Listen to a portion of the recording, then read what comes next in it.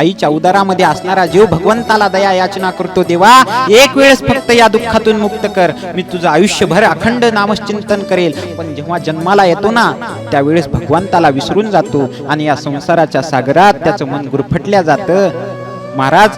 कारण माणसाचं मन हे खूप चंचल आहे. किती चंचल आहे तर भगवान गीतेमध्ये सांगतात, चंचलम ही मन कृष्ण प्रमाथी बलवत दृढम. कारण मन एखाद्या गोष्टीमध्ये गुंतायलाही वेळ लागत नाही, मन तुटायला देखील वेळ लागत नाही. वेळ लागतो तो गुंतलेल्या मनाला आवरायला आणि तुटलेल्या मनाला सावरायला. म्हणून माझे जगद्गुरु तुकोबाराय त्या मनाला उपदेश करतात की नको नको मना गुंतू माया जाळी, काळ आला जवळी ग्रासावया, काळाची आवडी पडेल बा जेव्हा, सोडविल तेव्हा माय बाप सोडविन राजा देशीचा चौधरी, अनेक सोयरी भली भली, तुका म्हणे तुझ सोडविल्या कोणी एका चक्रपाणी वाचून.